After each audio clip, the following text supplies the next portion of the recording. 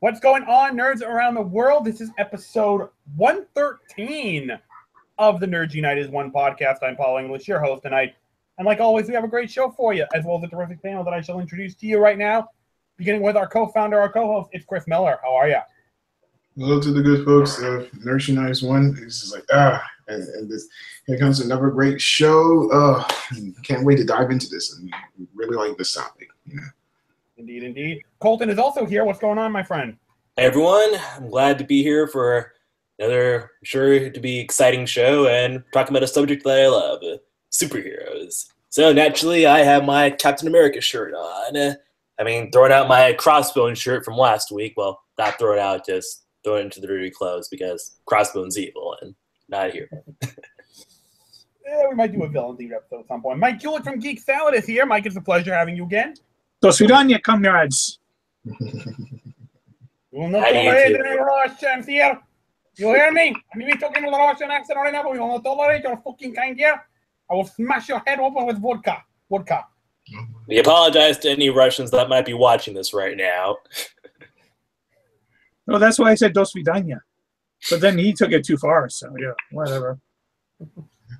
All right. So anyway, topic for today, as Colton indicated, we had this superhero theme, but it's not just going to be Marvel or DC or anything. Oh, no.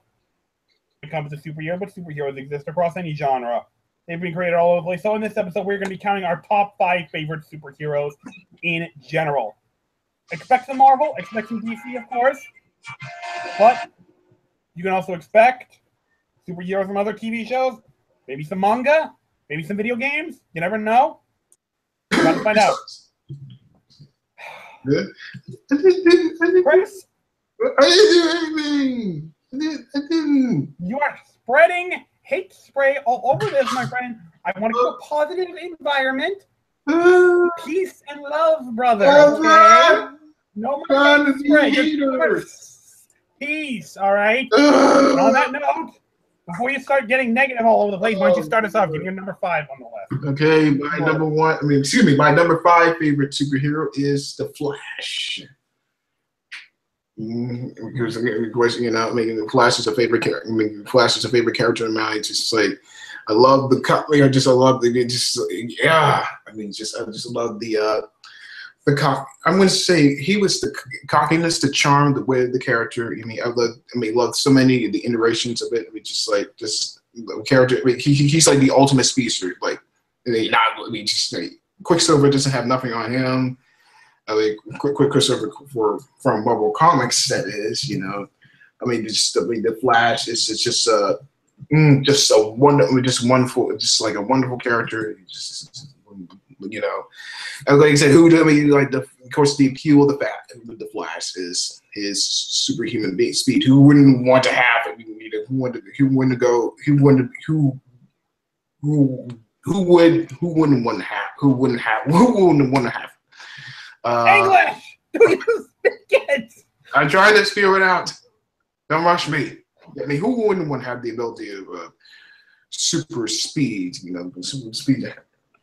Perhaps. I'd get rid of my car if I had that. I wouldn't need it. Oh, I get that. I get that. You said don't rush me. You didn't talk about the Flash. Very funny. I like that. Now we got people spewing out puns and stuff. What's that? But it's just like the characters are flat. The character is a character I've always enjoyed. It's just like his whole universe, just like the character. The characters.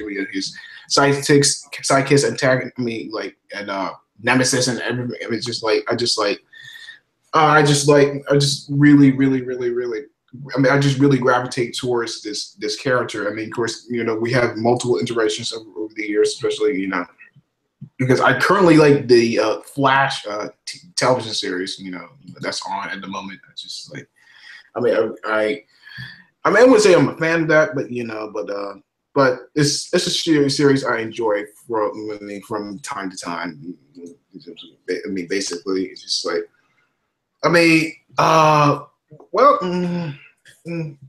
just like I said, of course, like I said, multiple iterations. I like what they did with him in the Justice League animated series. It's very much like It's just pretty much who I wanted the Flash to be. It's just like just I said, the whole concept of the character. Everything. I just like the imagination, the inventiveness behind it. It's just like he's just such a likable character. It's just like you can't help but like it. You just can't help but fall in love with it. I mean, just so number 5 on my list is the Flash. All righty, then let's keep the speed train going with Colton. What's number 5? Who's number 5 on your list? Okay, like I said, my list is going to be majorly cliched. That being said, with the exception of this character, well, he's Marvel naturally, but he's not a Marvel character you probably expect to make somebody's list. And this character is from the X-Men, Cyclops. Yeah, I was gonna say Wolverine, didn't you? I was gonna say, damn you! I'm just kidding. But yeah, Cyclops. Going back to like the 90s X-Men animated series, Cyclops is always my favorite X-Men on that team. I mean, for starters, he's got like an awesome power. The power. Well, it's been kind of inconsistent as to what his power actually is, depending on the writer. But basically, his optic beams, they're pretty cool. He's got a good look. And I also like how, he's one of the few X-Men that just straight up doesn't take Wolverine's shit, okay? I mean, like in the X-Men movies, he was probably the only person that just straight up told Wolverine to like, okay, cut out the faux bad attitude, all right? I'm your superior, now deal with it, and things like that. And but one thing I really liked about him was how Cyclops sort of took a pragmatic approach to his leadership. Going back to the first few episodes of X-Men the Animated Series, Night of the Sentinels, when the team was ambushed by an entire army of Sentinels, Cyclops had to make a judgment call, which was retreat, even though he had to leave behind Beast and Morph behind. And Wolverine wants to go back for them, and Cyclops is like, "No, I'm not going to let you throw your life away. All right?" It's like, even though he didn't want to leave him behind, it's like either some of us run or we all die. Take your pick, okay? So that's something you really see a whole lot from certain characters, I guess you could say, in the leadership role. And when Wolverine, finally just straight up slugs Cyclops, and Cyclops is like, "I've had it with you, okay?" You really felt like the fury in his voice, that he he really understand why he's the one, calling the shots regarding the X-Men. So number 5 is Cyclops. All right. Nice one. Mike, I don't know if you can hear us, but you need to sit down, unmute your mic, and give us number 5 on your list, please. Okay, yep, sorry. Yes, my number 5 is Captain Marvel. Okay. As in Marvel Comics? Yeah, as in Marvel Comics, Captain Marvel. Used to be Miss Marvel, then Warbird, then Polaris, and then Miss Marvel again, and now Captain Marvel. Yeah, not to be confused with the Captain Marvel from DC, who is now called Shazam. Yeah, right. Or the Captain Marvel from earlier in Marvel Comics. It basically Carol Danvers. I've been a fan of hers ever since she was Miss Marvel back in the late 70s, I think. But she is, not to put it mildly, she's essentially the Marvel version of Superman. She's probably one of the strongest character in Marvel Comics. She's one of the most powerful, easily. And she's I think she's one of the few people that could actually go toe-to-toe with the Hulk and not get their ass kicked. She's just super strong. But what's cool is that she comes from this military background. And then if you go back, and just follow her comics in her histories in the comics, she's gone through a lot of shit. When it started off, first of all, she was just regular Carol Danvers. She was actually the liaison to Captain Marvel back in the 70s, but then she was caught in this explosion of a Kree device, and that bestowed upon her power, all of her powers. And so she was Miss Marvel for a while, but then she got entangled with Rogue, and when Rogue was still part of the Brotherhood of Evil Mutants, and Mystique said, why don't you go drain that woman of powers? And so Rogue held on to her for too long. And so after that, Captain Marvel was Miss Marvel was literally powerless for a while, and that's what gave Rogue her super strength and her flight and all that. And gradually, the Kree DNA inside her from the Kree device eventually turned her into, gave her powers back and made her into Warbird. But she actually had, back in like the I want to say the 80s, when she got her powers back, she gave Rogue a massive beatdown because she was pissed that Rogue took her powers and took some of her memory away as well. And she was, I mean, it took pretty much all of the X-Men saying, please, just, Rogue's changed, please pull back. And even after that, I think she took off into space for a while, just kind of cooler jets. And up in space, I think she went through another change when dealing with the Brood, and then she became Polaris, and now she's kind of taken over the role of Captain Marvel. And I would say, other than Avengers Infinity War, her movie is the one I'm most excited about, just because I love her character so much. She's always been one of my favorites. I love seeing how incredibly powerful, but really like emotionally kind of tragic she is. And so, yeah, my number 5 is Captain Marvel. Damn, didn't know she went through that much. Oh yeah. Like I knew about like the Rogue stuff, but not so. Oh yeah. Yeah, one of the issues. I need to look back at it, but she really laid into Rogue. How did she get her power back? Did it just come back one day, or? I think there was some experience, experimental experience with the Avengers. It's been a while since I've read that issue. I'm gonna need to get caught up again, but yeah, she got her powers back, but she went by Warbird for a while. And yeah, she's had a really interesting backstory. I think that's an understatement. Okay. So for my number 5, and I think you're going to find my list a little unorthodox, though you may find a theme in my explanation for why I have these characters. Number 5 for me is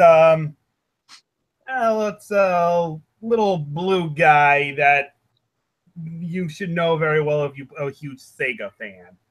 I'm talking about Sonic the Hedgehog. He's number 5 on my list. My number 5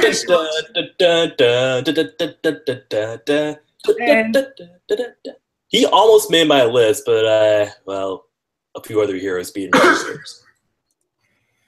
Well, you see, it's not really his power that puts him on my list, although super speed, you gotta love it. The reason Sonic is on my list is it's his personality.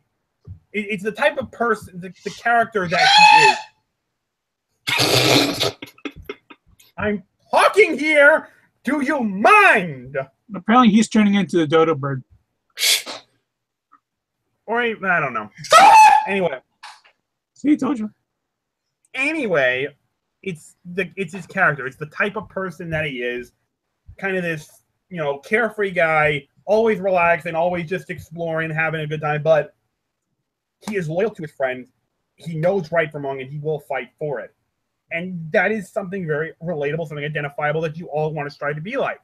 You want to be loyal to your friends. You want to be, you want to fight for what's right and all that. But when you're not doing, you just want to have a good time. You don't want to be told what to do. You just want to live your life the way you want. That is just cool to me. That he gets to do that. That's something everyone, I think, wants to do, but he actually gets to do it.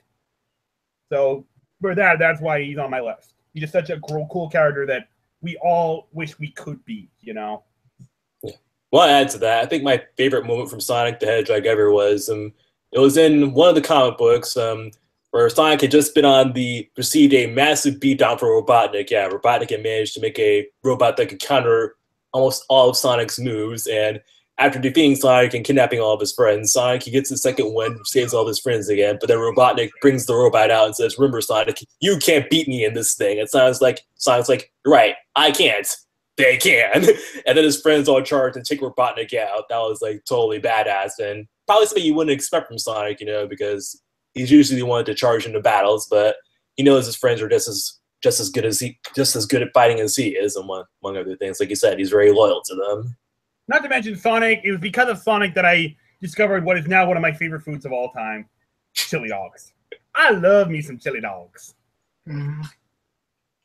I can eat chili dogs all day. I even say it like him sometimes. You can hear it. The way I say chili dog sounds a lot like Jaleel White would say it. Give me some chili dogs. You hear?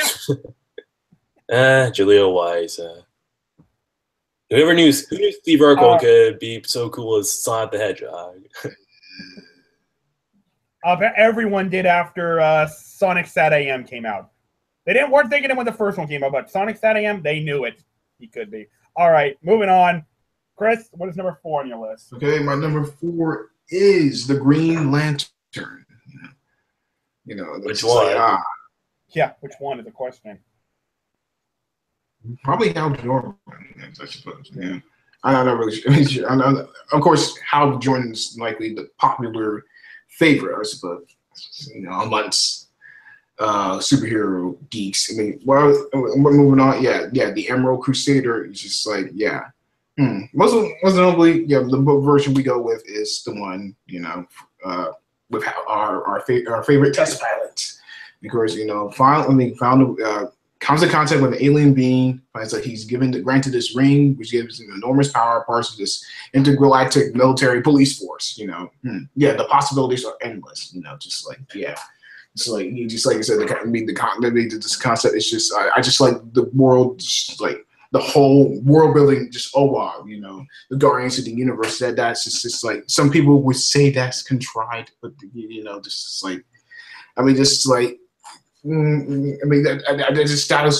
was what they did was pure. What it was pure genius.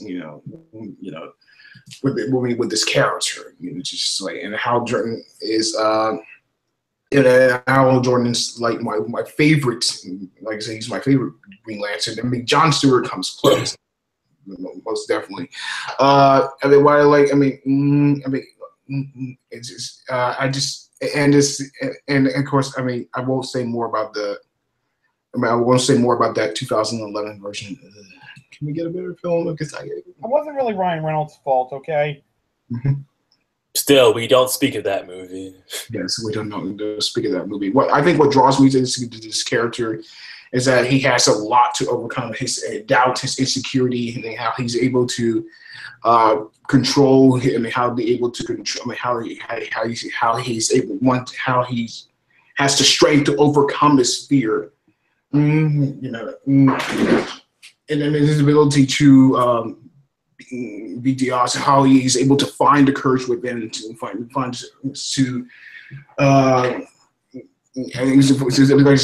courage within to fully deem himself worthy of becoming a Green Lantern, becoming a hero. That's something we can all relate to. Definitely. I think most of the people would say the concept of Gleam, and like people would say for their favorite aspects of the characters, who would say the fact he's able to, the fact he has this incredibly cool ring, the world, the universe, etc., etc., etc. But it's the very human aspects of the character that made me just that draw me to him. And so, my number 4 is the Green Lantern. Can you recite the Green Lantern oath, Chris? No, by heart. In brightest day, in blackest night. Feeling. Give it the feeling, all right? No evil shall escape my sight. Those who worship evil's might beware my power. Green Lantern's light. That's all you got? All right, I'll give you a B- for construction, but you lost me on the feeling of it. You were not putting any passion into it, so... Yeah. Colton, number 4. All right, number 4. I won't mute you because you got it right, but seriously, put some effort into it next time. Colton. All right, number 4. Jesus. Number 4. Some call him Detective. Others call him the Dark Knight. But we all know him as Batman. He is vengeance. He is the knight. He is bad. I already said his name. Anyway, yeah, number 4 on my list is the Dark Knight himself, Batman. And he's like, well, you know what they say, if Superman represents us at our best, Batman is us at almost our worst, so to speak. It's not that Batman's a bad guy, but he works in the shadows. He's in a world gone mad, so he has to toe the line between light and dark. And that's one of the more fascinating things about him. He's like he understands that while working with Superman has shown him that justice doesn't have to be in the dark, he still understands that working in the dark works better sometimes. But he also has to be careful not to lose himself, and that's one of the more interesting struggles of Batman's character is his struggle to save Gotham while not becoming what he hates in the process. And he's got a very iconic backstory. So iconic, in fact, that we've seen the Waynes murder I've lost track almost a half dozen times at this point. Yeah, pretty much. But still, it's pretty heavy to look at whenever you see it happen, and it's one thing he wants to do is make sure that a 12 or 8-year-old boy never has to go through what he himself had to endure. And I also one of my favorite bits from Batman is when sort of differentiates him from Superman is Batman in the animated series. First, in Superman the animated series, we see Superman saving these 2 kids from idiotically trying to complete a dare and then giving them some helpful advice. But when Batman does it in Batman the animated series, he gives them one simple phrase: "You keep playing chicken and you fry." And I don't know about you, but compared to Superman, I would definitely say, "Okay, Batman, I understand. Yes, sir. Just please don't threaten me again. Don't say that again." You can count on Batman to basically get the job done, and he's like the definition of a badass normal, you can say, which is why all of his fan base has elevated him to being the best hero of all time. I mean, your mileage may vary on how effective he is, but it's still pretty fascinating, especially his relationship with the Joker. The Joker is the one person that he needs to put down, but he knows that if he does, the Joker would almost enjoy that, and Batman would then officially be on the Joker's level. And another slightly fascinating aspect about Batman is that in the Justice League, when the team goes to the future and Batman meets himself as an old man, and old man Bruce is like, "Surprised to see me," and the Batman says, "Yeah, I'm actually more surprised that I lived so long." And that's kind of shows some of the more tragic aspects of Batman's character, and that if he's that shocked that he lived to be an old man, he's kind of shows that he's expects to not really make a difference in the long haul, I guess you could say, regarding his fight for Gotham, that he's not going to eventually bite it one of these days. So for him to be shocked that he lived to be an old man shows it's just a bit of a sad note of how Batman views his own mortality, I guess you could say. It's kind of ironic that he did live to be so long, but also kind of isolating himself from everybody along the way because of just how stressful being Batman is. So, number 4, if I made any sense with that little speech and all that jazz, is Batman. Alrighty. Mike, you're up. Give us number 4 on your list. All right. My number 4 is the Huntress. I thought she was a villain. Nope. She's a hero. She's gone toe to toe with Batman a few times. She's very similar to Batman, but at least when she first started out, she was willing to go the extra step that Batman always pulled back from. Why I like the Huntress more than Batman actually is that again the backstory. Boohoo! Bruce Wayne lost his parents. He's got billions of dollars. If my parents wanted to kick it so I could get billions of dollars, I'd miss you. I got money. That is totally heartless. It is. Fuck. What the fuck? That is disgusting. I was kidding. I've got a toy weapon here, Chris. Paul or Mike, I'm not afraid to use it. No, that's nothing. If you were serious, I would have thrown you out of this fucking show right now. No, of course I don't want my parents to die. Come on, what the hell is wrong with you? All right, good. But still, Wow. what's up with Huntress is that she was the daughter of a crime family. She saw her entire family get killed, by a rival crime family, and so then she decided to start taking out that rival crime family. And so, she got stopped by Batman a couple of times, but she got trained, and then she came back and she became the Huntress. And like I said, she's gone toe to toe with Batman a couple of times. Batman's always kind of like you don't. If when I'm around, you don't go that extra step. And she's like, whatever. Actually, if you read the comic series, the comic story arc, No Man's Land, that's the one where basically Gotham gets kind of isolated from the rest of the world through like an earthquake. Only the bridges.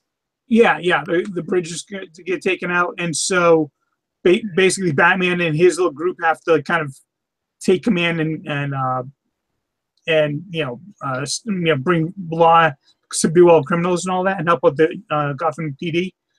And there are a couple of times where Huntress gets right up in his face, like, "What the hell are you doing? You are not doing this right." And they really get into each other. But there are some other comics where it shows that Batman does have a lot of respect for her. He actually thinks she can be a very valuable member. It's just she lets her dark side get control one too many times. Mm. But yeah, it's that's why I really like her more than Batman. Batman is pretty much the exact same since 1920 whatever. It's pretty much the same character. Huntress has gone through a lot of character development since she was created, and I think it's given her a lot more interest, at least for me, anyway. Okay, all right. Again, I was kidding. I don't wish my parents dead. Come on. I'm not that kind of guy. Come on. Let's hope not. You better not be. All right. I'm not sure how to proceed after that, but we shall try. Number. I do a great job of dropping the mic, don't I? Number 4 on my list is you know him pretty well, SpiderMan. And again, what I love about him is the. Spider goes. Can he swing? Okay, I'm not gonna. I'm just singing the song. Come on. Again, similar to Sonic, and what's going to be a theme in my list is how identifiable he is. It's how much you relate to this character that makes him one of my favorites. Obviously the spider powers are cool, being able to stick to wall, swinging on a web, just exploring, gliding through New York. I mean, we'd all love to do that.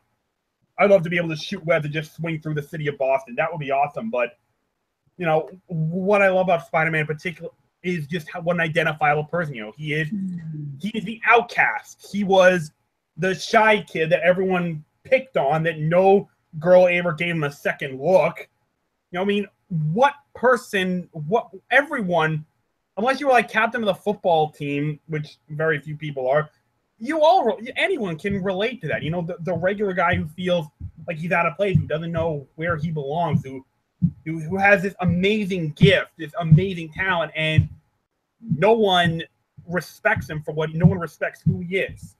No one recognizes it because they judge him by what he sees rather than who the person he truly is. And we've all been through that phase. You're like, I have something special, but no one appreciates it because all they see is what's outside of me rather than what's inside of me.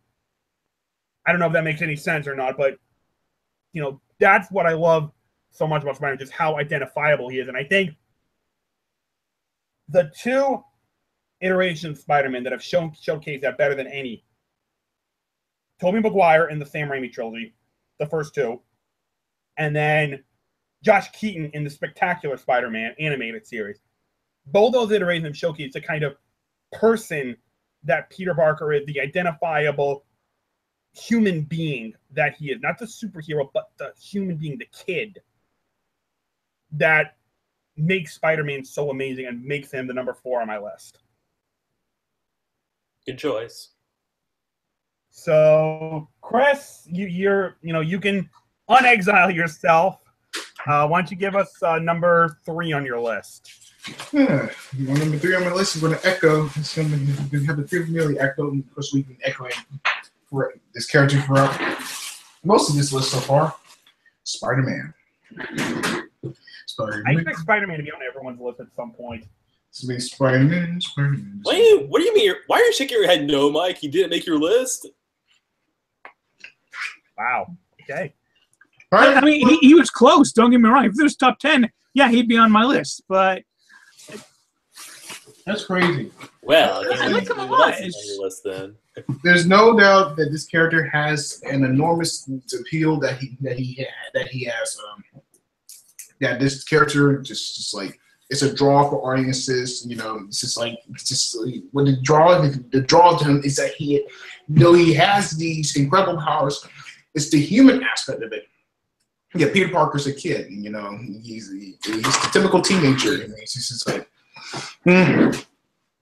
he's very snarky, very confident, also almost cocky to a degree. As Spider-Man, of course, one of the greatest aspects of the character is that alter ego persona. Yes, Spider-Man, he's cocky, he's confident, he's snarky, he's really wry in his humor. But Peter Parker, he's like human as the rest of us. But yeah, he's very nerdy, very shy, very socially awkward. And just he has some inhibitions, I suppose. Social. I don't know. That may be kind of a semi-inaccurate statement. Yeah, because he's a socially awkward guy. I mean, it's just like we go to, we go. I mean, like I said, what draws us to him is just us like is the human, like I said, the human element. He's relatable as the rest of us. I mean, yeah, it's how he has to juggle being these two different people. As Spider-Man, as Spider-Man, he has to fight crimes, save the honest, fair citizens. And as Peter Parker, he has to go, like I said, he has a job. He has to go to school, everything, and they did that balance. The struggle to maintain that balance is definitely at the core of the character. It's something we can all. It's something we can all almost relate to how he has to to continually. How he has to maintain that balance for a good portion of his life. But ultimately, what makes Spider-Man, the great character is that he is his willingness his willingness to help others, loyalty to his friends. I think it's the fact that he's a young, he's like a young kid. It's just. I'm sorry. I'm gonna take a bite out of my food. It's just I'm on my food here, and it's just like. And it's like he's a young kid. He has this, these problems that a teenager basically faces, and he's just like, trying to fit in, like I said, very, very human, very relatable. He tries to fit in, very human, very relatable. There's so many layers of facets to this character. Stanley, who can't help but love Spider-Man? It's just like it isn't just about that he has a cool suit. It's just like he is human, just like the rest of us, and that's what. There's a richness to the character that makes me still fall in love with him. And I will always love the character for these many different facets of him. And it's just about he's just a cool character. So number 3 on my list is Spider-Man. All right, very good. Colton, what is number 3 on your list? Look, up in the sky. It's a bird. It's a plane. It's Superman! So, yeah, Superman, number 3 on my list. So I've seen a lot of people say that Superman is a boring character because he's too overpowered and... Okay, sometimes, yeah, some writers can make Superman... What? Bullshit. While some writers can make Superman a bit stronger than he needs to be, I have to say, though, that the prime argument that just because he has so many powers makes him boring is, yeah, it's total BS. I mean, that's the entire central conflict of Superman as a character. He has all of these powers, the powers of a god. He's the god among men, yet he can't be there for everybody. I mean, but he should be. That's like, talk about conflict, okay? Look back at Superman the movie. When Superman's dead, when Jonathan Kent just drops dead from a heart attack, and at his funeral, Clark is like, I had all these powers, and I couldn't save him. And that's something that he has to like deal with on a daily basis, you know. Like in Superman Returns, when Superman and Lois are flying in the air, Superman says he can hear everybody he can hear everybody in the city. He knows that somewhere at some point and every minute of the day, somebody needs him to save the day, but he can't. He has to pick and choose who he goes for. He'd want to be there for everybody, but that's just not how it works. And then we even saw that in. Well, sort of, in Batman v Superman, where one of the... Okay, I know we have issues with that movie, but it still works into my point, where Lex's fake witness says if she could ever look at Superman, she would ask him, she would look him in the eye and ask him how he decides which lives count and which ones don't. I mean, damn, you know. But what I also like about Superman is just, in spite of that, he still strives to do as much good as he possibly can. Like I said, he's the polar opposite of Batman. He shows us at our best. He has all these powers, and he chooses to use them for good. Some people might think that's, you know, preposterous, but maybe that's the point, you know, to show us that someone can actually be good with all that power. I mean, that's one of the reasons why we all love Christopher Reeve so much, because he makes us want to strive to be his portrayal of the character. He makes us want to strive to be a better person by following his example. It's like Jor-El said, we can be a great people, we just lack the light to show us the way. And in a slightly lesser extent, in Man of Steel, Jor-El told Clark that he would give people an ideal to strive by, and that they would one day join him in the sun because, again, he has all these powers, but he chooses to help us. That's just something that I find really, really admirable. But also, just because he is, you know, kind of a Boy Scout, that doesn't mean that he's going to be a pushover, though. There have been plenty of times where Superman does, you know, cut the bullshit and just gets right down to business. Like, in the crossover between The World's Finest for Superman the Animated Series and Batman the Animated Series, Batman's driven to town, Superman he wasn't going to, you know, just tolerate him waltzing into his city. He actually, you know, lightly tackles him, throws him across the room briefly. Well, he holds back a lot, but he still does.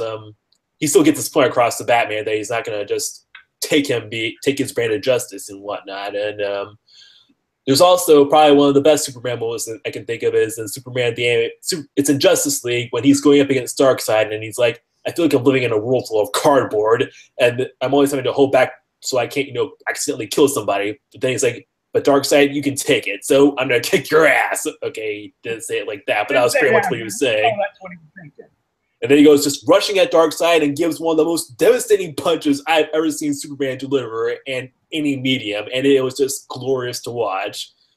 He's like almost the very definition of beware the nice ones. He'll do his best to do his job, keep people believing in the goodness of people, in light and happiness, but that doesn't mean that doesn't make him a pushover, and that's another thing to really like about Superman. Indeed. He's good, but he's not stupid. Yeah, you know what to do. All right, very good, Colton. All right, Mike, give me number 3 on your list. All right. First, I did find the issue where Captain Marvel lays a smackdown on Rogue. She's actually has Polaris in this one. What issue is it? It is issue Uncanny X-Men number 171. Come on. Dang, I lost it. I'll do it next time because this thing is being weird. But yeah, my next one, I decided to go into anime. because I love anime. And it is Lina Inverse from Slayers. It's that little red-headed woman right there. Okay. She is quite possibly one of the most powerful sorceresses on her planet. Well, it's like a medieval fantasy-based world, so whatever. But she's only about like I think 16, and she's super sensitive to the fact that she kind of has a flat chest.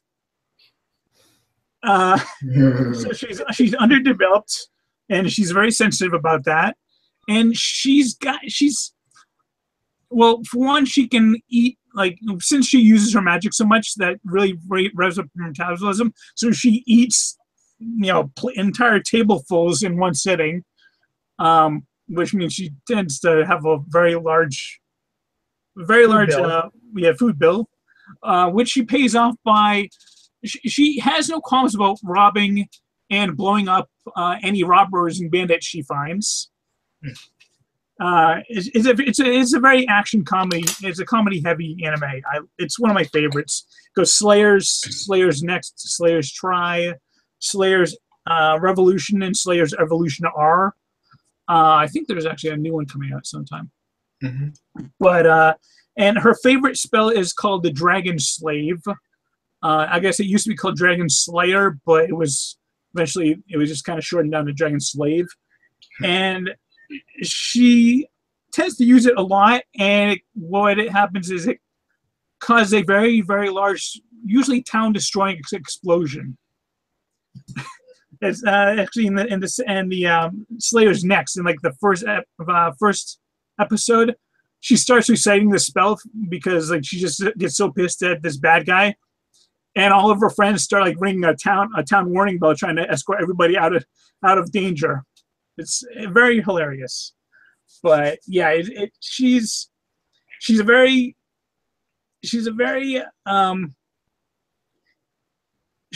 fun character. She definitely has her own personality quirks, but when teamed with the rest of her friends, she's definitely one of the best characters in that series, and she is one of my all-time favorites in any anime, actually. So yeah, one character from an anime made it, and it's Lina Inverse from Slayers. Cool. All right. Very interesting. Very good. So number 3 on my list is Captain America, and it's really nothing in much of a way like identified, just because he's my favorite character in the MCU. I mean, this guy, he is such. I just love Chris Evans' interpretation of it. I mean, he's made this character so fun, so entertaining, and yet you get everything that we come from. You understand why he does the things that, like, even if you disagree with it, you understand why he's doing it. I don't have too much to say. I think I praise Captain America enough when I say, Civil War is my favorite MCU film, and it's a big reason because of just how compelling Chris Evans was in the role. So I don't really have too much to say about it, but yeah, Captain America. Gotta love Captain America. I love my country, all right? Captain America, baby. Represent! I just wish I had a Captain America shirt like Colton did, so I could represent real hard. All right. Chris? Kind of late to be having a full-fledged meal, I must say, but go ahead and give us number 2 on your list. Okay, my number 2 is Batman. I'm not going to sing that theme song first. But still, Batman, one and only, Dark Knight, Cape Crusader. Yeah. Just man who is a billionaire, man who's a rich businessman, goes out at night, dresses as a bat. He's got all these high-tech gadgets, all these resources. Yeah, man, let's just say the man's loaded, basically, Yeah, dark, brooding. Just is like, but yet, it's just like, just Batman. It's just Batman. Just like for like almost 8 decades. I mean, he's just like this. You can't help but see the appeal of this character. So like I said, he's rich. He gets a lot of women. Just well, he's not like James Bond in a sense. He's not, but also, like I said, he's got these cool gadgets and vehicles, the Batmobile, the Batboat, and he's got the gadgets, the Batarang, the bat gun, all this that.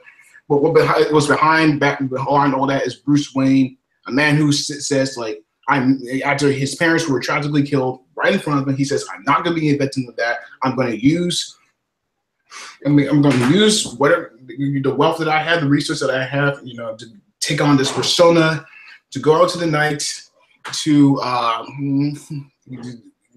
help the weak, to strike against those who prey on the fearful. Like I said, the core aspect of Bruce Wayne, core aspect of the character is like he tried. He's like, even like I said, even though he's this character with this baggage of anger and pain, pain raging inside of him. Like I said, he has the courage to pull himself up from what happened to him as a child and help and tries to fight against the forces of evil, because like I said, the character has gone through many interpretations over the years. Of course I like Frank Miller's Dark Knight. The Dark Knight trilogy is probably the best interpretation of the character. I know people are going to say, I know Paul, you're going to say Batman '89 is just like you're the best live action Batman, but yeah, I like that. But the true representation of Batman for me happens to be the Christopher Nolan movies. It's like I don't think that could be better, because it really captured the essence of what this character is all about. Like I said, Chris, Batman the Animated Series. I know, but he's talking about live action only, Mike. Okay, he's talking about live action. Live action only, yeah. Well, live action only, yeah, but yeah. Despite, I won't mention but it's hard not to dispute the greatness of that incarnation of Batman. You can't go against that. No. If you try to, it's blasphemy. Yeah, like I said, even though I find Superman the Animated Series slightly better, I love Batman the Animated Series, but I still need to get you and Caleb in on that debate episode. Like, we need to do that. We will do that at some point, people. We will have a Chris versus Caleb debate discussing which animated series is better. I promise you. It will happen. I don't know when, but it will happen. Like I said, it should just be a 90s animated series debate. Bringing inspired the X-Men too. Yeah, they wouldn't survive, I know. So yeah, Batman versus Superman. Like I said, the drawing out, like the greatest aspect of Batman is that he is human. He doesn't have superpower. He doesn't have flight. He doesn't have X-ray vision. He doesn't have a great powerful ring. And he doesn't have super speed. He relies on his wit, his intellect, and his physical prowess. And he relies on whatever skills he has to become this dark avenger of the night, to fight against those who I'm sorry, I'm trolling off here. The character of Batman, I'm sorry, my mind. Breathe, Chris. Breathe. It was like I had to do this last minute, so I had to organize my thoughts a little. Like I said, the origin of Batman to me is so identifiable, it's so timeless to me. And like I said, and then the Batman character is, like I said, the character of Batman will continue to live on. Even after we're gone, you just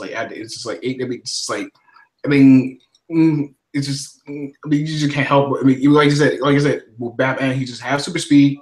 He doesn't have X-ray vision. It's just like the fact that what makes him the greatest of all, one of the best of all superheroes, is that he is relatably human. So Batman is number 2 on my list. Okay. Okay. Before we go any further, gentlemen, I want to get your quick thoughts on a that is maybe unreputable considering it's from a movie pilot, but it is definitely intriguing to all of us Batman fans. According to them, far from leaving the DCEU, as we've all been led to believe, it seems that Ben Affleck has not only signed on for an entire trilogy of solo Batman film, but has also signed on for Batman Beyond. Now, again, movie pilot is an unreliable source, but on the off chance they get this one right, we pump for this and a trilogy of Batfleck and then Batman Beyond with Batfleck. Paul, they didn't get this one right. The original source is from a website in South Africa that quotes an unnamed Hollywood source. Yeah, no, that's not true. Not true at all. Even if it was true, I wouldn't be happy for it, honestly. Really? As much as I love Ben Affleck as Batman and Bruce Wayne, I don't think he is happy with the role anymore. I don't think he's happy that they got rid of his script. And I think if he's not happy, then that would start to portray itself in his acting ability. And again, I for an older Batman, I would like to see them actually cast an older actor. I mean, yeah, sure they could put a lot of makeup on it, but there are some really, really talented older actors that could like. Dude, imagine if they got Robert Redford to play an older Bruce Wayne. Robert Redford? Yeah, just dude, the guy's retired. Robert Redford? No, he's not. Yeah. Oh, I heard he's gonna do like one more movie, then he's retiring. Yeah, but just picture him, and like the character that he played in Winter Soldier. Just take that and put him in the Wayne Manor, like, you know, just gray up his hair a bit. He had that intensity. He had that darkness. Maybe. Oh, look, I mean, how old is Ben Affleck? He's like early mid-40s. He's got to be like 43, 44. Somewhere around there, yeah. I mean, let's say he does like an entire trilogy of Batman movies, and then he's going to do like maybe 3 to 4 Justice League movies. That's going to, I mean, if they release those like every 2-3 years apart from each other, let's say they wind up doing Batman Beyond and he winds up doing, he's going to be in his 60s. I think that would be appropriate for an older Bruce Wayne mentoring Terry McGinnis. Well, Batman Beyond is like he was in his like 70s, but even then, no, Ben Affleck would not be still acting as Batman into his 60s now. Are you honestly trying to tell me that he would not relish the idea of just spending an entire movie just sitting in a chair with gray hair and just telling this little kid, do this, do that, do this, do that? Anyone would want to do that. I don't think he would. I think they offered him like $15 million to do it. I'm like, yeah, just kid, do this. I don't know. I think he likes to have a much more hands-on, much more action-oriented role. I would agree with you on that. I think, I mean, especially after seeing Argo, it's like, come on, Warner Brothers, trust this guy. You know, I think, what an Oscar for Argo. I think he knows what he's doing when it comes to writing scripts. When it comes to Batman Beyond, while I would like to see it, part of me feels like it wouldn't work as part of a universe. Like, if it was just, you know, Ben Affleck on his own, no other heroes involved, then, hey, yeah, I think they could easily pull off Batman Beyond. But they actually made a Batman Beyond film that would kind of lock them into a certain, I don't know, time stream or something like that, I guess. I'm not sure. All right, here's an idea then. Bring back Michael Keaton. Bring back Michael Keaton to do it. Dude, Michael Keaton as Batman in Batman Beyond, I could get behind that. That would be pretty badass. Come on. Or even better, give Kevin Conroy silk gray hair and have him do it. Oh, hell yeah. Hell yeah. I can't decide if that would be distracting or not, to be honest. He even looks the part. All right, kids, we're getting off track.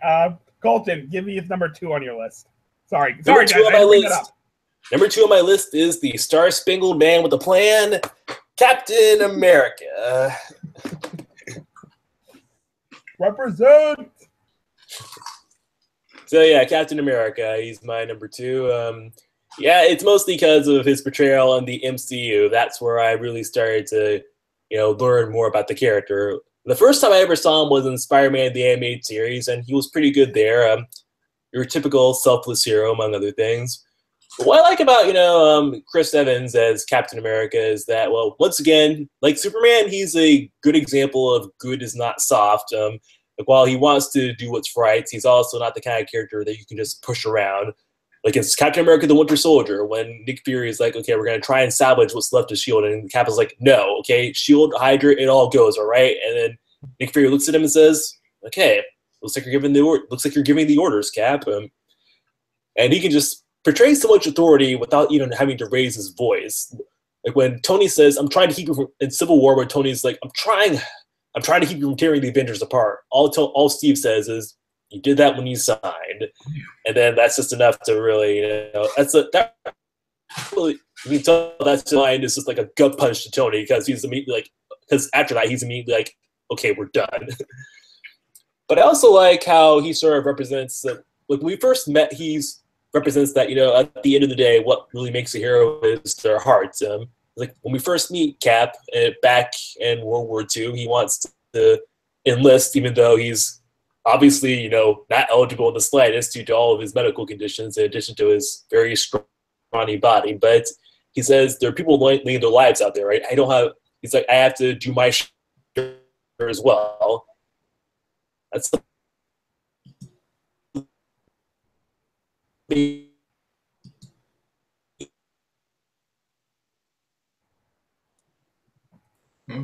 Okay. Even though Oh dear. it'll obviously dark, but some people would say it's better to live on your dad. And Cap goes for presentation about times changed and how. Okay, this is Okay, yeah. Colton, I don't know if you can hear us right now, but your internet is shitting out on you. So try and take a couple minutes, get that fixed up, Okay. and you back or yeah, Colton? yeah. And I think he froze on us, folks. So we will let him take a moment to get his situation figured out. And while we wait for him, we will go to Mike. Hopefully, Colton will finish up his. Oh, Colton, can you hear us? Am I good? Colin, try turning off your video and just doing audio, because that might kind of free up some bandwidth for you. Am I coming in now? Yeah, we can hear you. Yeah, we can- Okay. Where'd you guys lose me? You were talking about Steve giving that great quote, men are risking their lives out there. I have no reason to do anything else. Yeah, let me see here now. Yeah, he's talking about how he has no right to do anything less than that, wants to do his fair share, and that's like all these heroes we've been talking about, that's a pretty admirable trait, and it's another admirable quality in a superhero. It's his heart. He wants to do good, but at the same time, it's not always so black and white, as he has to learn once he's taken out of the 40s and winds up in our time and what have you. And then he has to face the reality that, like I said, he said when he's talking to Peggy, he's like, for as long as I want to do, for as long as I can remember, all I wanted to do what was right. But now I'm not so sure what that is anymore. That pretty much reflects our time these days. It's not like back in the war where we could easily tell who the good guys or the bad guys were. And even then, it was kind of a blurry line. But these days, it's really a big case of, well, we don't fully know who's good, who's bad. It's just you just gotta do what you just got. At the end of the day, it kind of just comes down to what you believe you can do to help out, among other things, I guess. But at the end, and you can also see something else about Steve that's also interesting is that he's also going to admit when he's wrong at times. Like when Steve says when Tony says you don't deserve that shield. My father made it. You don't deserve it anymore. Cap actually drops it, and believing that he's failed to live up to the standards of what Captain America is like. And I'm still coming through, right? Yeah, although I gotta disagree with you about that. It's the last one. I don't think I think the reason he dropped it isn't because he felt he failed what Captain America means. It's that he doesn't know if America if how do I word this? They word it so great in the comics that he's not sure if this is a country he should be representing anymore. Probably. So it's a matter of questioning: should I be fighting? Should I be representing this country with this uniform? And it's a crisis of confidence, is what he's going through. I believe. Maybe an inner complexity behind that. I mean, or maybe he does feel he's not worthy to take the mantle of Captain America. I mean, I'm not really sure. Okay, that's interesting. Did you guys hear what I said? What about how Cap is an example of good is not soft, and his bit with Nick Fury? Yeah. Okay. Let's see if there's anything else I can say about Cap. No, that's pretty much about it. He's just he's like Superman, but a bit more relatable, I guess you could say. That's ultimately why I have him at my number 2 position. All right, very good. Mike, you're up next. Give me number 2 on your list. All right. My number first. All right, let's try this again. See, there's Polaris coming back into the X Mansion, and then there's Rogue. Oh! Being punched through the roof and into orbit. Damn. Yeah. Carol Danvers was none too happy with her, and then Rogue flew back, and Carol punched her through the forest. So yeah, she had to be physically restrained, and Professor X pretty much had to say, "While Rogue is here, she's under my protection." And then Carol's like, "Well, she's here, I'm not," and she leaves. Hell hath no fury, huh? Yeah, but speaking of female versions of Superman, my number 2 is Supergirl. I love Superman. It's a flying girl. It must be an illusion. No, Superman, I'm your cousin. I have all your powers. Yeah. One of the Action Comics issues in the 50s or something. Oh, yeah. The original run of Kara Zor-El, from when she was introduced to win her death in Crisis on Infinite Earths number 12, 11 or 12. I want to say it's 12, but it might have been 11. If it was 12 issues. Yeah. But yeah, I mean that one I wasn't as fond of because she was pretty much Superman in a skirt. There really was no deep personality, basically, I love Superman, and Supergirl was like, okay, cool. She's pretty to look at. She's better to look at than Superman. That's it. But when she was reintroduced after that, first off, they introduced her as Matrix, which was like this, it's like sort of protoplasmic version from another universe that was created by an alternate Lex Luthor, a good Lex Luthor, because there wasn't a Superman on that world. So she was created to kind of become their Superman, and then she came to our Earth and became the Supergirl, and then that Matrix version kind of joined with this girl named Linda Danvers, and that became a new Supergirl. And they gave her a lot more characterization. I mean, I love Superman, but I do admit he can be. I mean, he's very hard to write because he's a Swiss Army knife.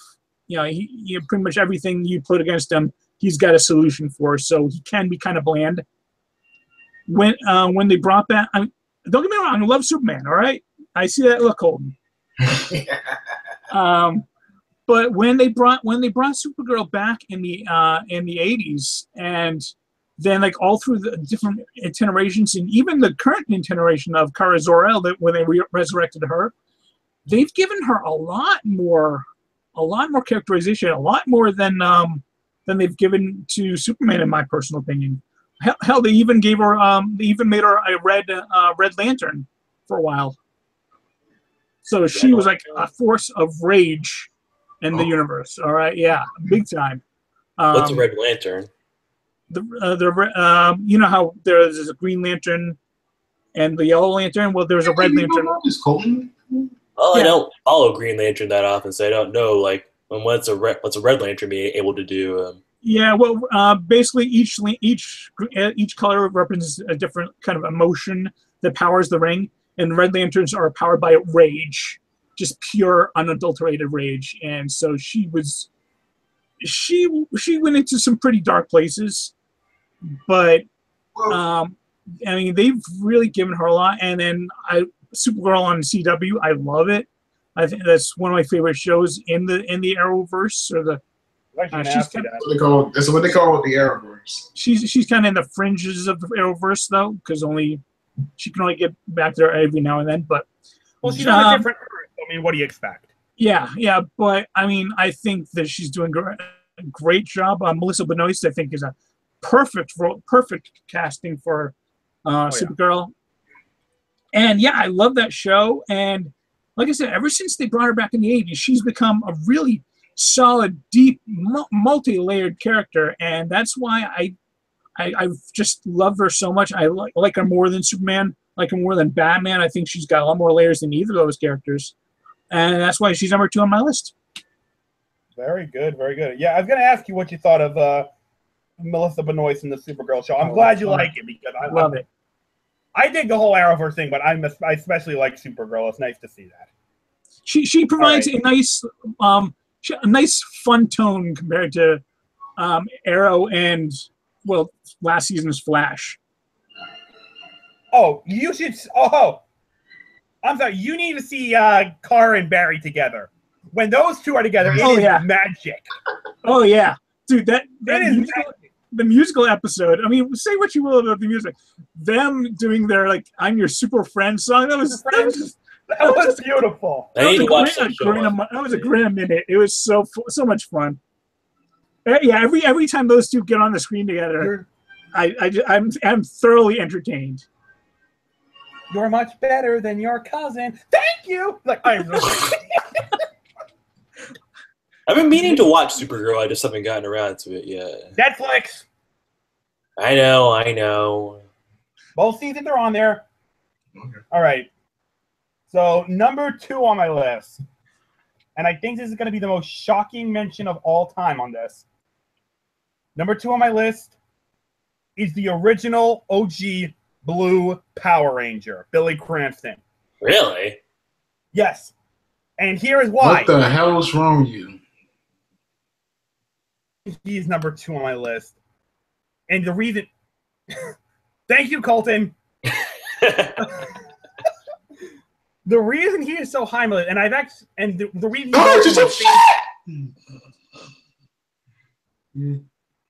the reason he is my favorite Power Ranger, in addition to my second, number 2 favorite superhero, is because of how much I identify with him. If you go back and watch the original Mighty Morphin, and you see he was one of the few Rangers to get character development because of how long he stayed on the show, but you see the arc he goes through. You start off in season 1. This shy, nerdy, awkward kid who was so insecure and so questioning himself, he couldn't even take down one putty. Then you get to season 3, he can take on a whole squad by himself. His confidence is through the roof. He has truly become a part of the team. Not only become a part of the team, but in a way, he was the intellectual leader of the team. So the shy, awkward kid who grows up, matures, and becomes a confident young man. I went through that. When I was in high school, I was season 1 Billy.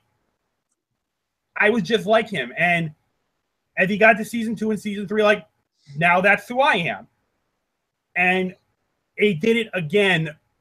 So that's why I identified with him. And especially, and then when we did the 2017 movie, when I found out that Billy was going to be autistic, I'm like, oh, geez, Saban, I swear to God, you fuck this up, I will kill you.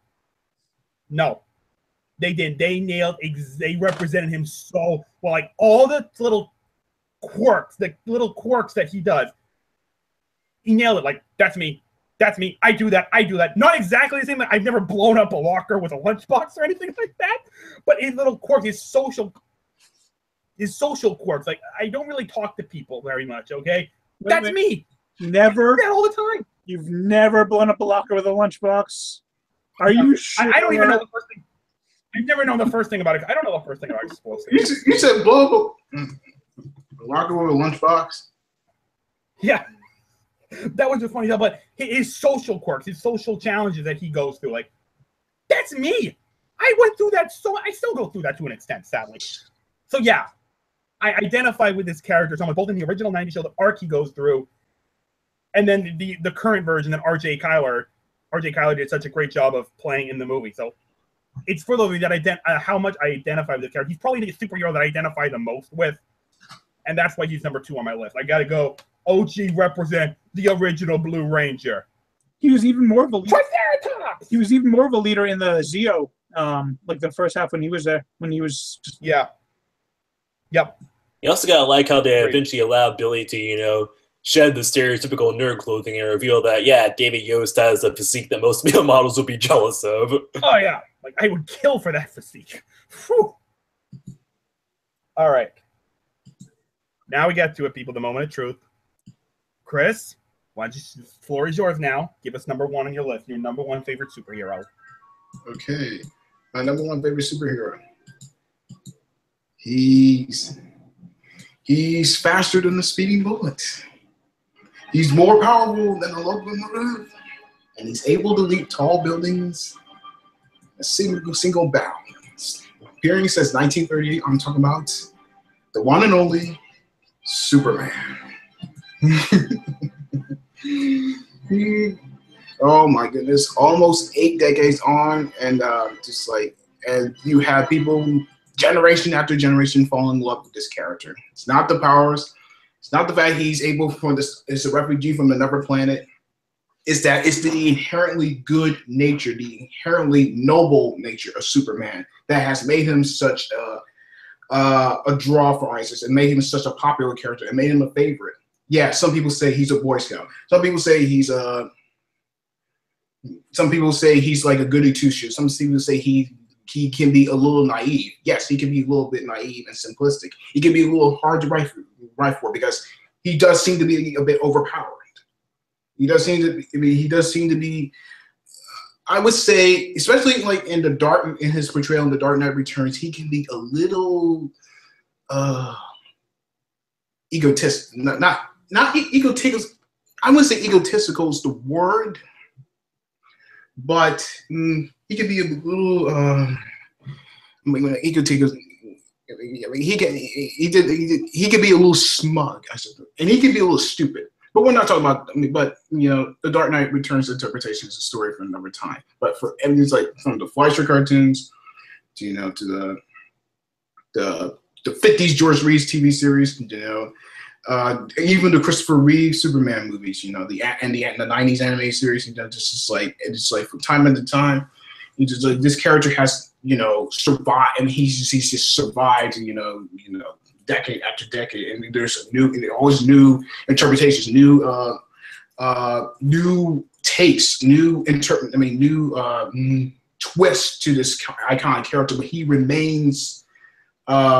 The core, his core has always been retained for almost 8 generations. That he is a visitor from another planet, who, with all these incredible abilities, with this inherently good nature of him, and because of that, he's so powerful and so noble and so brave that he's able to inspire the good in all of us. Yeah, like I said. People can knock off this character for what I just said, even the Colton. And as Colton said, just because he's good doesn't mean he's soft. Like I said, the dual nature of the character, Clark Kent, Superman, just like someone he's disguised himself. I like how he disguises himself as someone who's a bit bumbling, a bit shy, but underneath, he is the greatest champion of all. He's just like, there's so many, but yeah, despite all the flack he's been given, in recent times, it is just like, there's something inherently, something inherently wonderful about about his character. You know, that you get help but fall in love with it. You know, that the inherently noble nature of it. It's just like, I mean, he's just like, yeah, Batman may be the better superhero. I mean, he may have somewhat better stories, but you can't beat the first superhero. In my view, the greatest superhero, in my opinion. So my number one is one to start it all, Superman. Outstanding bacon. By the way, I gotta bring this question up. Is there a more iconic theme for a superhero than John Williams' score for the '78 film? No. I mean, there is some serious buildup, and my God. Mm-hmm. I friggin' love that theme. Like, I wouldn't be surprised if that was I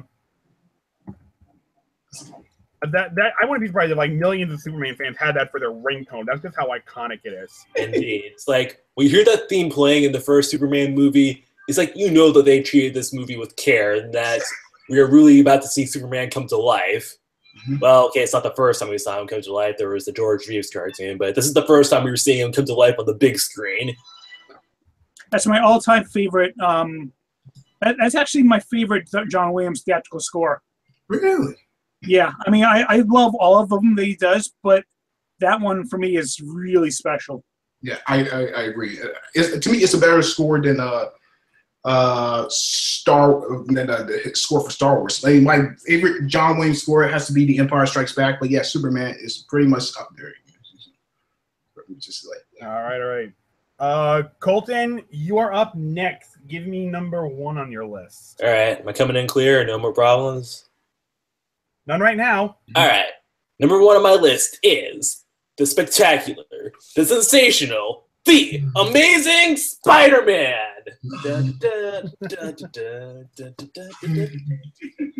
Yeah, you guys know SpiderMan, my favorite hero of all time. One of the things I love him so much that no matter how many times he gets rebooted, I will always be there to see his next adventure in theaters. Okay, I mean, even if like Tom Holland somehow gets axed in between this movie and they exile him from continuity and Sony starts up a new franchise, I will still be there in theaters to see what happens next. Please God, don't let that happen. But anyway, though.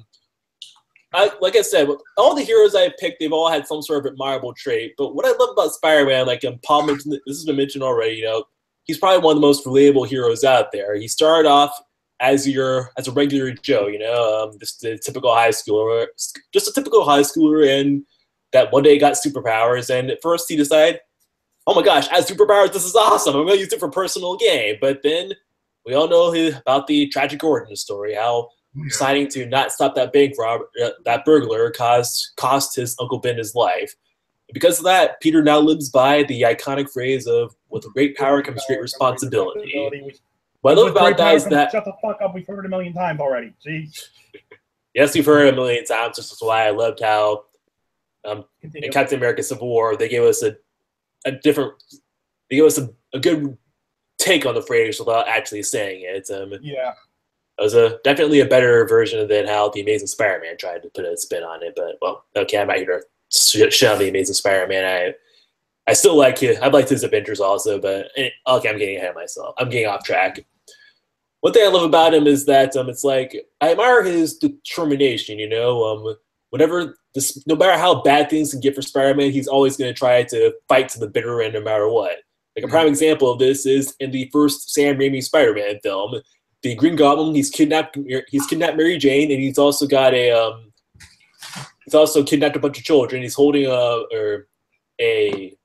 what vehicle were the kids in Spider-Man? A train car or something, or like a he's holding a cart full of children he's holding them both above a bridge, and he's like, "Okay, Spider-Man, you want to play a hero? Then let's see you do it. Choose which one of these people to save." Then he drops the kids and Mary Jane off the bridge. But rather than, this feeling, but Spider-Man, he immediately jumps off the bridge, catches Mary Jane, then he catches the cart, and then no matter how much, what Green Goblin throws at him, Peter goes out of his way to make sure he hangs on.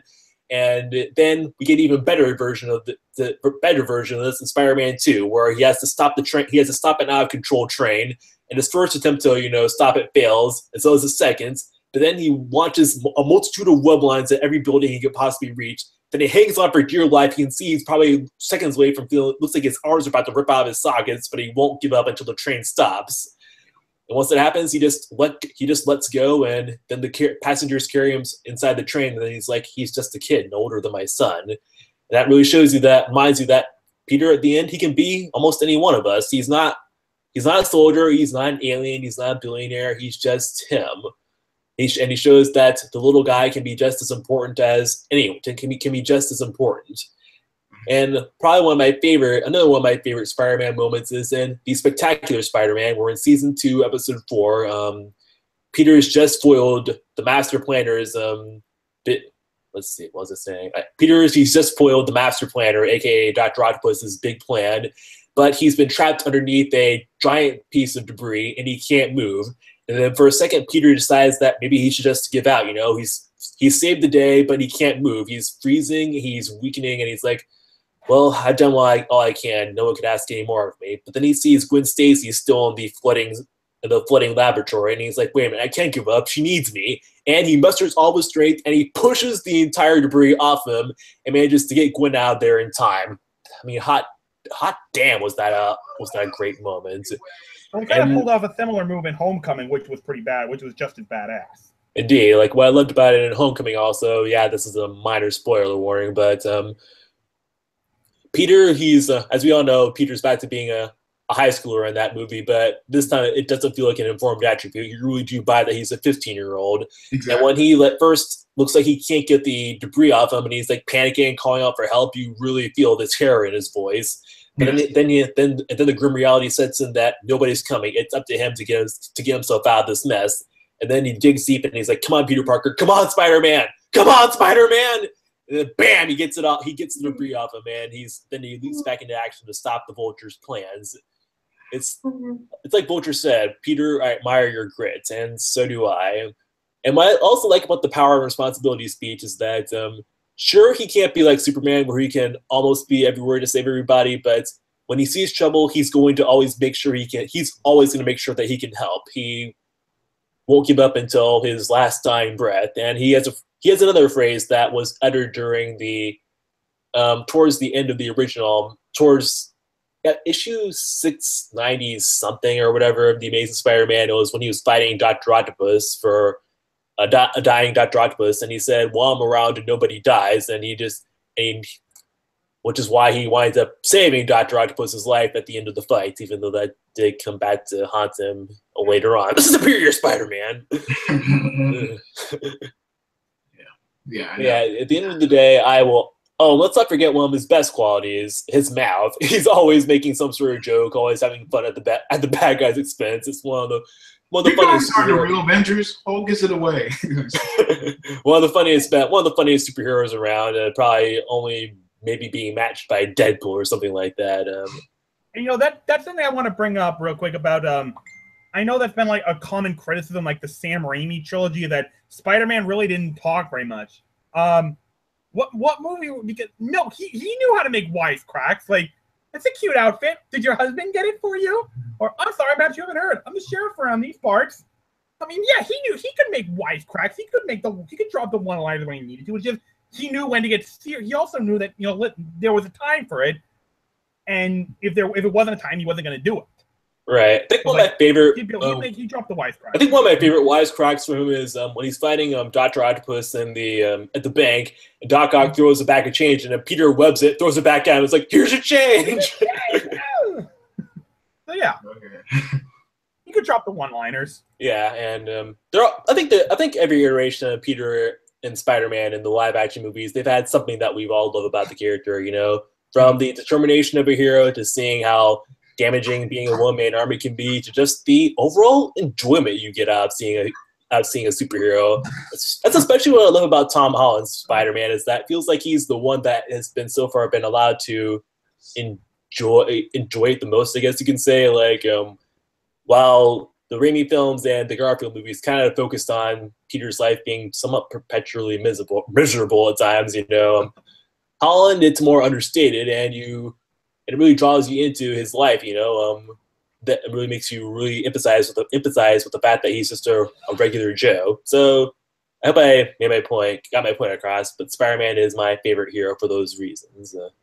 It's the heart and soul. He's got the heart and soul of a hero down. You expect, with other heroes like Superman and Captain America, you expect them to be able to, get through these sorts of messes. But with Peter, while his strength is varied, he's still, like I said, a regular guy, someone that you wouldn't expect to make it through these sorts of messes. But he has to because, well, that's what great power, great responsibility. So you go, Spidey.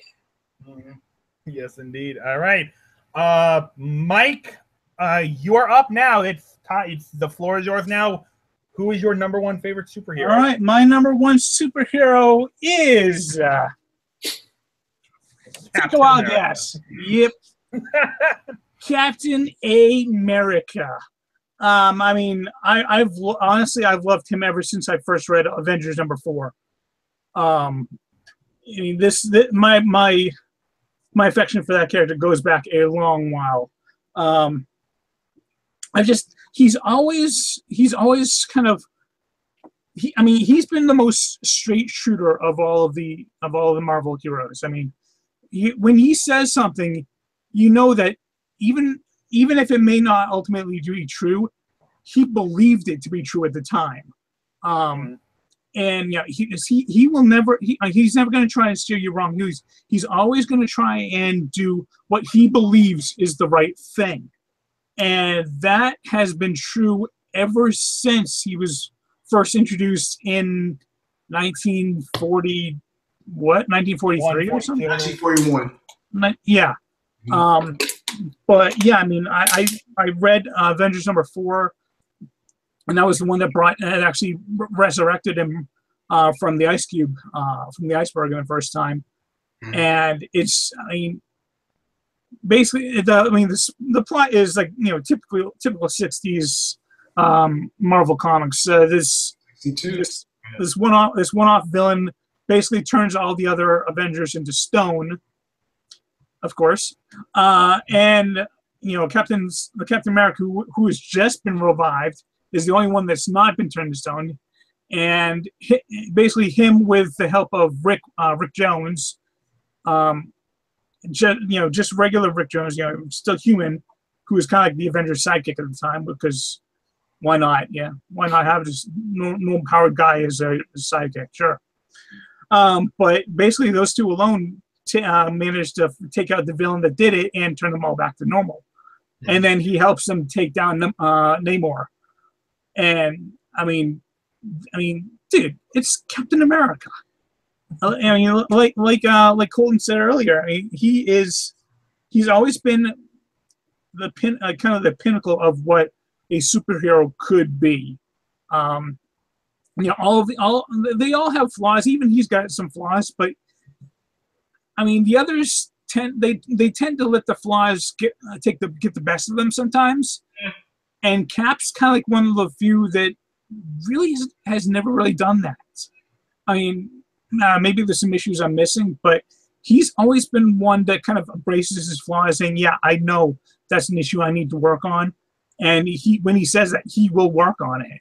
He's always been one of the most honest and one of the most I want to say virtuous. There's a reason why he's been like one of the few other characters besides Thor that can actually one of the few humans that can actually wield Mjolnir, because he is worthy.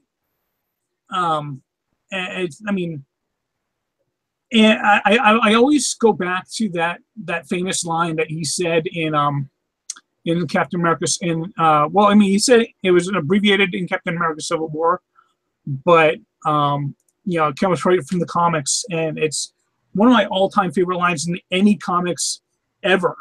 Mm-hmm. I'm gonna just abbreviate it because I can't remember word for word, but basically he's like, it doesn't matter if the entire world is against you. It doesn't matter if everyone's telling you you're wrong. Your job is to stand like a stick of truth in the middle of a river, and where the world says move, you look them right in the eye and say no, you move. That I can't even think of that line without getting shivers up and down my arms. Because that line just exemplifies what Captain America is, and it's the reason why he is my number one. So let me ask this: were you disappointed that it was Sharon Carter who delivered that line in Civil War, and not Cap? No, because I think in the purpose of the story, that's the line that Captain America needed to hear at that moment. Yes. Because that's when he was like, he was seriously debating whether or not he should sign those accords, and he heard those words from Sharon, and I was like, that's when he knew he was never going to sign those accords. Yeah. That line sums up the whole context of the film. Actually. Yeah. In fact, you know what? Sorry. I was a little disappointed that Cap never used that line against Tony at the airport scene before the fight began. Like, I wanted him to say, "Get out of my way, Tony, or I'll make you move. I'm not moving. You move." Yeah, like, I'm not moving, Tony. You move. I just think that would be the coolest here. It could have been. I think in the context of that scene, though, it might have been overly aggressive. Cap wasn't really trying to get into a fight. He was basically just trying to get to the jet. Mm-hmm. Mm-hmm. Speaking of Cap, is he still with Hydra in the comics? A version of him is, but it's been revealed in one of the more recent comics that the actual Steve Rogers is kind of lost in this different plane of existence, I think. Oh my gosh, is the storyline getting overly complicated? I mean, if you knew comic books, you knew that Cap would never join Hydra. So I've known that it wasn't really Cap, but yeah, it's really kind of convoluted at this point. Yeah. All right. Very good pick, Mike. Very good. Okay, so my number one. He has been my all-time favorite superhero for close to 20 years. And I make no apologies about how much I love this guy, about how much I profess my love for this character. My number one favorite superhero is Goku. I love Goku. He is, and why do I love him so much? It's just simple. And I had to think about this, but all these superheroes I got on my list, I mean, there are a lot of superheroes I love that they're great characters, they're identified and whatnot. But Goku, honest to God, there are moments he has where I get goosebumps watching what he does, whether it's powering up to Super Saiyan 3, the combination of that scream, the music going, getting the goosebumps on you, or just one of his battle speeches, just not giving up. Like when he says to Frieza, "I don't care if you're a million times stronger than me. Mark my words, I'm taking you down." That gives me goosebumps whenever I hear him say that, because that's just the type of person he is. No matter how hard something is, he does not quit. Oh, thank you, Mike. I didn't even hear him booing me. I knew it was bubbling under the surface, and I knew it was going to erupt eventually. Goku, I was considering him when I was making my list, but he tends to be a little bit one-dimensional for me. I like him a lot, but yeah. But it works for him. I mean, he is the hero. He's a hero. No ifs, ands, or buts. No complexity behind him. He's a straight-up hero who fights to the end to protect what he loves, to protect what's right, and he doesn't quit no matter how difficult it is. Is it stereotypical? Yes. Is it cliched to death? Absolutely. But it just works for him. I don't know why, but it works for this show. A one-dimensional hero like Goku just works for this show. It also does kind of bug me the fact that it takes him 20 episodes to power up that spirit bomb. I was like, dude, come on. Cut out a little filler, please. Cut out a little filler. Speaking of Goku lines, he got better with it. Speaking of Goku lines that give people goosebumps, it's an abbreviated line. I don't remember what the original one was, but in Dragon Ball Z Budokai, when we see him, walking away from Frieza, and Frieza's like, "Spare me, please," and Goku turns around and he's like, "After everything that's happened, you want me to spare you? Why should I grant you the mercy you never shown anyone?" And I'm like, okay, that's kind of scary. Oh no, it was like, yeah, I remember, how many lives have you torn? How many people have gotten on their knees and begged you for mercy, and you killed them anyway? How many, Frieza? I mean, yeah, he had a point there, but yeah, even then he was still like, fine. but then he still kicked his ass in the end. But I mean, yeah, it just works for him. And I think what separated what I suppose in a way I wanted Gohan to be my favorite superhero just because of he was the actual one with a complex background, the reluctant hero, and his high mark at the Cell Saga. We're seeing him finally unleash his rage. You're like, oh yeah, now this guy's gonna get real. Unfortunately, they kind of didn't really do anything with him after that. Unfortunately, I wanted Gohan to be my favorite superhero, but they really just kicked him off to the sides after the Cell Saga. Sadly, so that's why Goku's still the main guy. For like Toriyama just changed his mind about making Gohan the lead or something like that. I don't know, but so yeah, it's Goku. He's cliched, he's stereotypical, but by God, he is awesome. His power-ups, his speeches, everything he does, just the type of person he is. I love watching him. I get goosebumps whenever he goes into action. And that is why he is my all-time favorite superhero. And I am not going to have you slamming on him, Chris. No, I will not tolerate it. I did get shivers when he first became Super Saiyan. That was a really cool scene. Oh, that was definitely cool. But I think his transformation to Super Saiyan 3 topped it. I just think it was the music that did it. That score was legendary. Chris, take a chill pill, man. Deep breath, deep breath. Yeah, dude, get a fruit smoothie. Get a fruit smoothie. Put on some soft rock. Get a recliner and chill the fuck out. Okay, seriously, you need to relax. I found the full quote. May I read it? Oh, cruel. Yes. Oh, right. You are so cruel.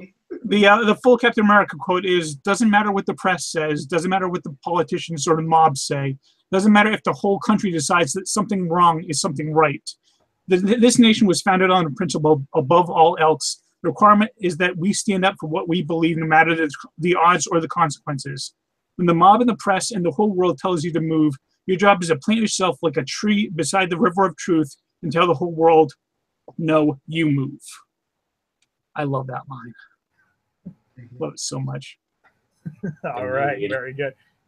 And on that note, guys, that is going to wrap up our show. I want to thank everyone here for making this show so entertaining and so fun to do. Chris, it was an absolute pleasure. Seriously, dude, take a chill pill. I'm not taking a chill pill. Despite you muted me many times, yes, it's a pleasure being here as always. I'm just being on this show. That's what you do all the time. Half the time, that's what you're doing, Chris. Colton, it was fun having you here. It was fun to be here as well. Really loves hearing what you guys loved about your favorite heroes and like talking about my favorite ones as well. Okay. All right. Mike, my friend, it was a pleasure having you here, of course. Great to be here as well. And can't wait until next show. Next show should be interesting. What's the next show? Game plan for next week's show, everyone. It's going to be video game based. It is going to be video game interrogation. We will each pick one video game. We reveal what it is before the show that we've just been playing nonstop and we love a whole lot. And then the other people are going to interrogate that person as to why they love this game so much. What is it about? Just get as much information as they can about this game. And I guess with the whole goal of ultimately deciding, is this a game I could consider playing, or am I not even going to touch it? That's kind of the rough draft plan I got going for it. And folks, keep an eye out for some future episodes where I'm going to be attempting to add a little, what's the word I'm looking for? More intellectual stimulation into our show. Some je ne sais pas. Some Zen Buddhism. Via discussing the historical significance of the world in which certain superheroes were brought into and how they may have impacted the social and cultural world through their existence. It's kind of a rough draft. I'm not really sure how we're going to pull this off, but I think it's definitely going to be a direction our show has not gone in before, and I'm really looking forward to it. So sounds like a good idea. I will work on it a little bit more, but keep an eye out for next week's show, which is going to be a video game interrogation. We will see you for that next week. Until then, have a great day, everyone. Bye-bye.